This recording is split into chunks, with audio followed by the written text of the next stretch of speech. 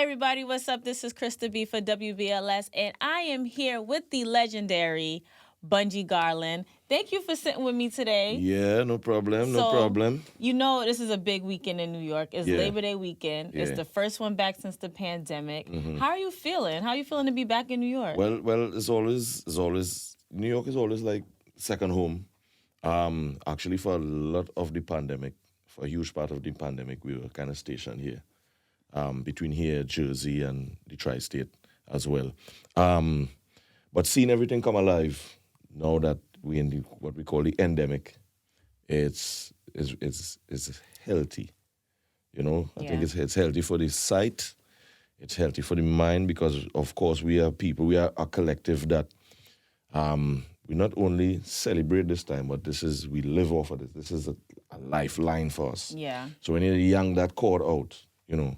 So it's good to see life being full bloom again. Absolutely. Yeah. Absolutely. So, like you said, this is things that we live for. Yeah. This is things that we just can't go without. And you have a song. Mm-hmm. We're going to take it back. Carnival Tabanka. Yeah.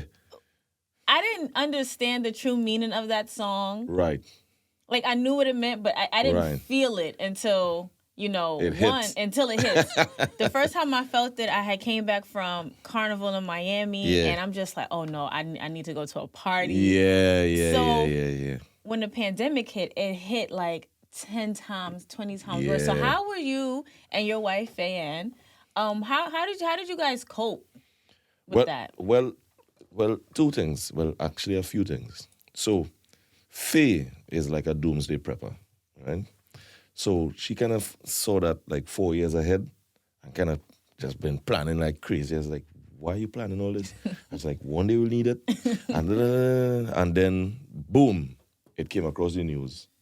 Where it started. Mm-hmm. And she was like, look at this. It was like 4 in the morning and she woke me up. I was like, look at this. And I was like, yeah, but that's all the way. And I went back to sleep. And then, like, in the blink of an eye, it was just all over the world. So in terms of being mentally prepared, Faye kind of took the helm in our household and kind of mentally prepared everyone, myself, our daughter, things like that. So we were kind of mentally in a good place for that, you know. And of course, being mentally in a good place also meant that a lot of other physical things, financing was in place. But when it came to the music now, of course, we didn't have audiences that we could go to. So kind of what we did is we kind of just pull back and look and just let it flow. And I think that was one of the things too that was important, of just letting the moment happen. Many times and not only musicians, but as human beings, we see something happen and we try to fight the moment or we try to wrestle the moment into where we want it to go, but it doesn't always work like that. Right. It's like standing in the ocean and a big wave coming.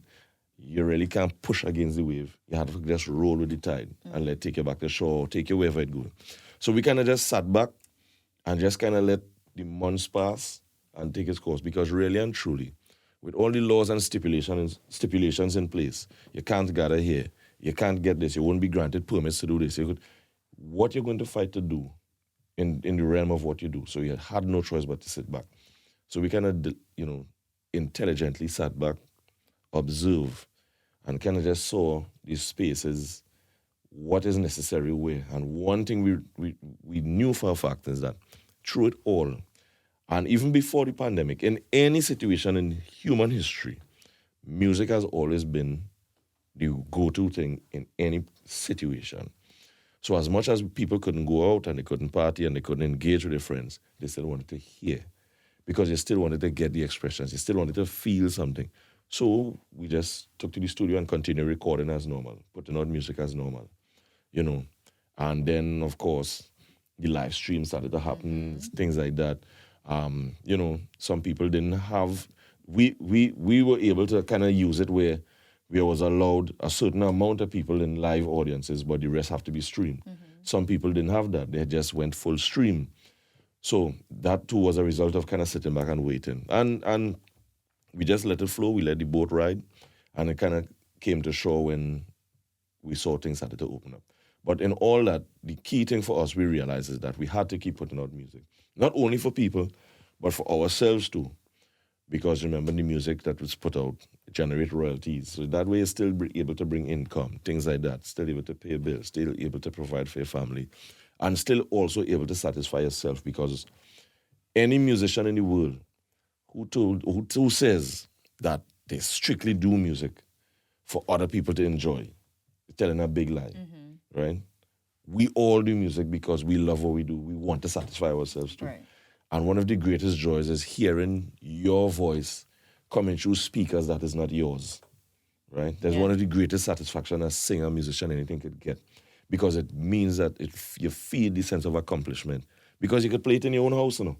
But when you hear your voice coming through speakers by somewhere else, some other place else, you know you're making some kind of journey. So let's touch on that a little bit. I was talking to Chelsea earlier, and I was telling her how literally on this day 8 years ago, I first saw you on Eastern Parkway. I have the video of you singing Differentology. Yes. Wow. And for me, you know, you coming from Trinidad, you being from the West Indies, and, you know, you have songs that just break over there, overseas. Yeah. But Differentology broke everywhere. Yeah. So how did you feel when you started hearing Differentology on U.S. radio? Yeah, we felt, and I have to say we, because it was like me, Faye, you know, the band, even the producer, big up Sheriff. Everybody was involved and who was around. People who was even just vaguely connected to us somehow just felt that it was like blow mind. It was something that, and it was like seeing a dream come true, because when we did the song and we finished it, we mixed, mastered everything, and we listened to the final product. It was like every time you heard it, your pause raised like, yo, we think this song is way bigger than what we think it is. We just didn't know where. And then we dropped the song on November 9th was the date. No, November 7th, I think, was the date we dropped it. And I remember we went to a party, 4 days later. And we just went to hang out, suit and tie, and things was nice. And then the DJ said, and called me up, and I really didn't want to go because it wasn't that kind of event. Right. And the man, he pressed play. And I probably just sang one word, we're ready, and the whole song, the whole crowd singing. And I was like, yo, this is 4 days old. It was blow mind for me, because I always wanted something like that to happen for me, because I used to see that happening to my father-in-law. He would drop a song today, and by tomorrow, next 2 days, the whole country knows it, word for word, frenzy. So when I got that moment, it was blow mind for me, and then we started seeing it. Even before the U.S. radios, we started to see the different DJs around the world, like the major lasers, this one, that one, playing it in festivals. And then we would see it now while they're playing it in festivals, like a little snip on Extreme Sports, and this, and that, And then boom.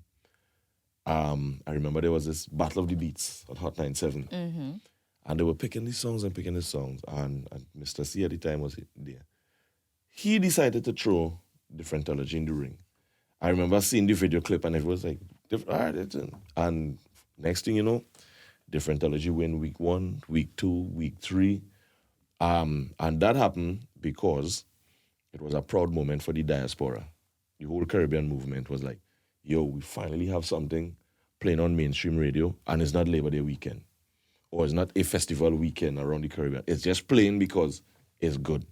So we really, really felt that moment, and then to see that it went to Grey's Anatomy, wherever else it went. It was in car commercials. Yeah. It was Super crazy. Bowl weekend. Yeah, and I remember just going crazy every time I heard, even in when you have your downtime in the party, all right, it's about that time. I'm gonna leave. It's time to go home. Nothing is happening, and the DJ would drop Differentology, and everybody would just go up. And is that one of your favorite songs to perform? No. No? Why? No. Actually, it is because of the ease of the song. In terms of, the song is still going. No, you find there are a lot of songs that people put out, and but after so much time performing it, when they come to sing it, it's just dead. People don't want to hear it.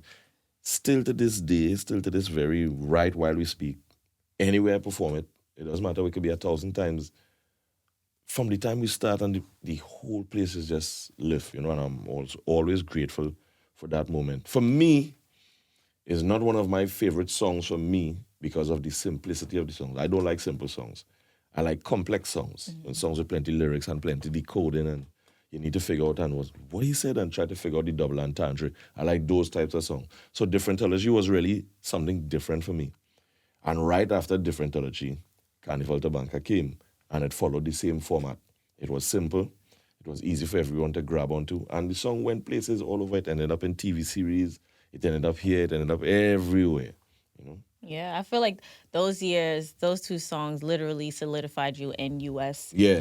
Culture, U.S. radio, because a lot of people don't know soca. Yeah. They'll hear it, and then if it's not really for them, they'll kind of just drop it off. So let's go into soca music, and let's go into how Trinidad and Tobago and Grenada and all these West Indian countries are coming together and producing things like soca, dancehall, Afro beats. Like, what is it for you? Like, what does soca mean to you? Oh, not even being an artist, just as a person who was raised around it. It means the existence of a people, and it is important that it exists.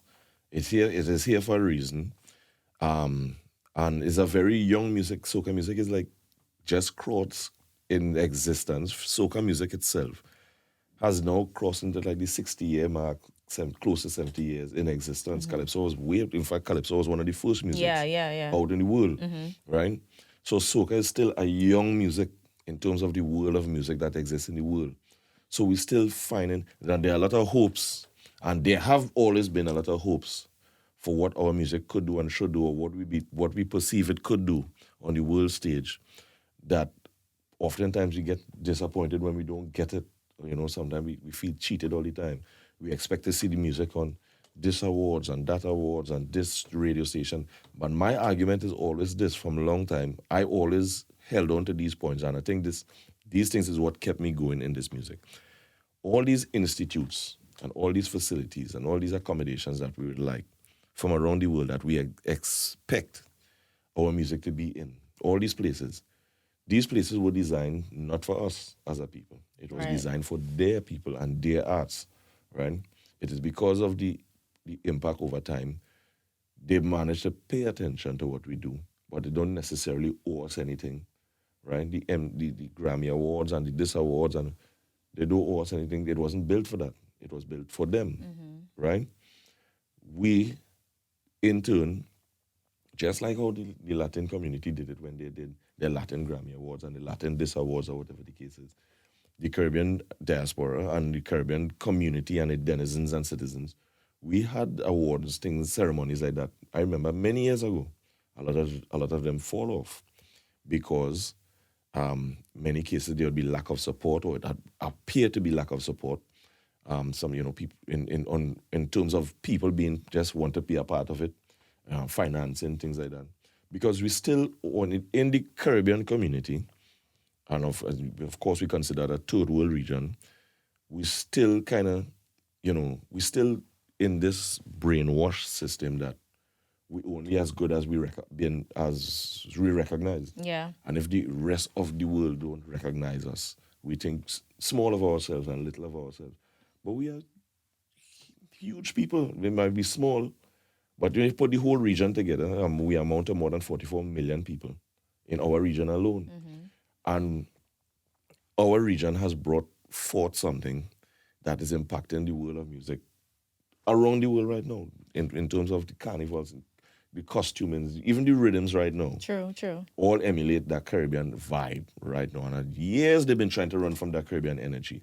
Because, it's always been sold that the Caribbean people is all these donkey carts and bush houses and kind of things. And, we a region that produce oil for the world. Amongst ourselves, we've been a very rich people as a Caribbean community. We provide oil, bauxite, sugar, things, natural resources that the world need. We have always been the hub to supply the world with that, right? So there are a lot of brainwashing been happening over the years that, hey, well, we're not really up to the standard, and we're really not up to this. And we kind of take that bait and swallow it and went with it.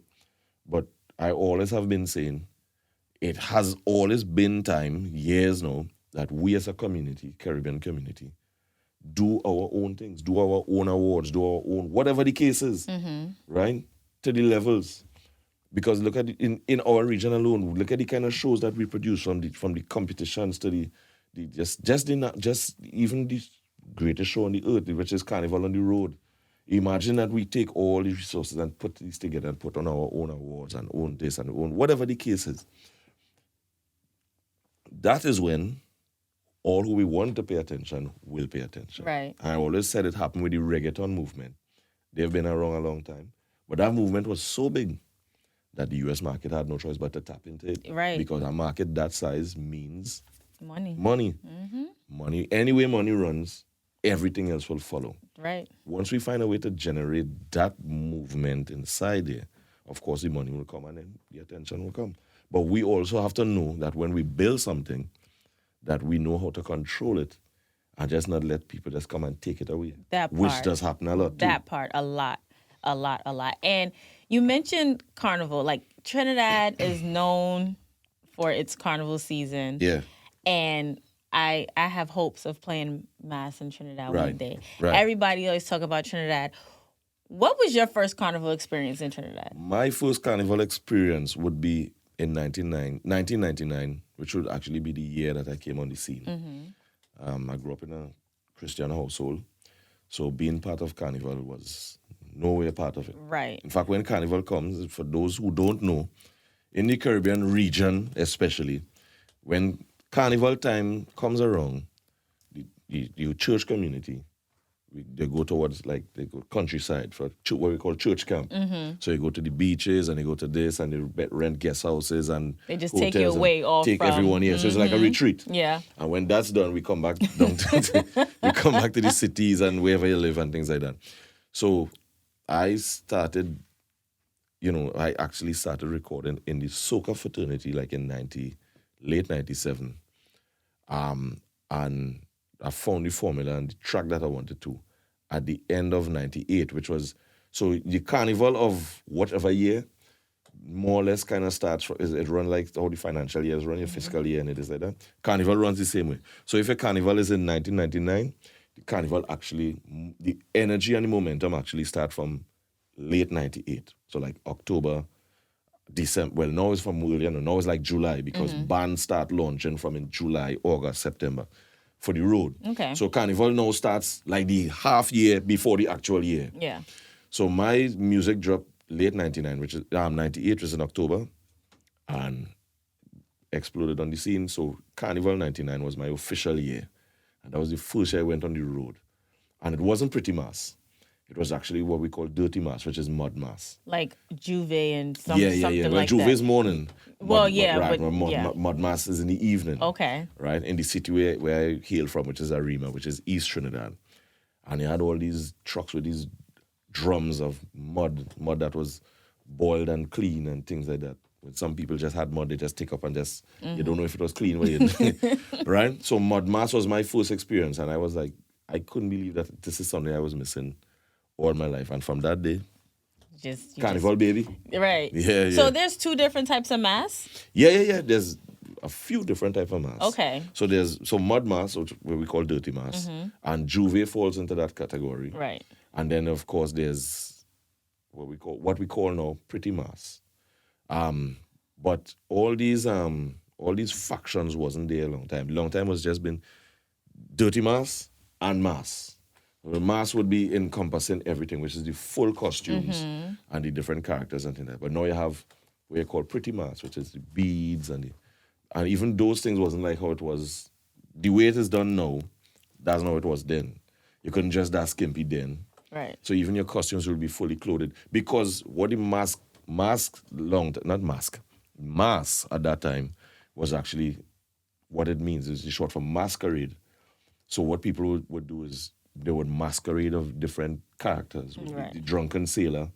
They had people who would dress like the wild Indians and people who would dress like the gorillas, the bats, different folklore. It was more about the cultural icons and the mythical icons at the time. Now it's just dress pretty, look nice, and that's it.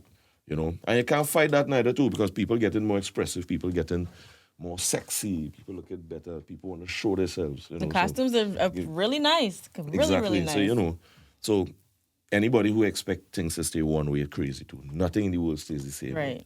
Change is inevitable. Yeah, you could stay in that time zone if you want, but the world moves on. But speaking of moving on, I know you have some new music out. Yeah. So tell me what how did you move on from the sound from 2014, 2015, 2016? Then we hit pandemic. So what's your sound like now? Well, sound right now, I think it's just more like a refined sound of what I always did. A major part of it that I haven't been doing for a long time, because I didn't start in soca music. I started in different genres of music. So like a lot of us back home. But being involved in the soca fraternity, it kind of became the priority. And you put all your focus in there, because that is what brings the most fruit. But at the end of the day, music is music. The tree of music is many branches.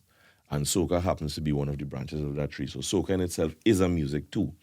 But we like to kind of, especially back home in Trinidad, we have this way of, we like to call everything else music and soca. And like soca is not music, but it is music too. Each music is a different type of music.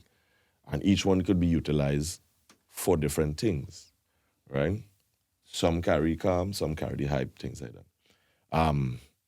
So after the pandemic, we started, of course, recording, putting out the music and things. But this last EP that we just did, which actually split in two versions, because how the EP came about was that a friend of mine linked someone from Apple Music who reached out to us and told us about this Apple Music home sessions, where they would like to feature some songs in like a stripped down unplugged version.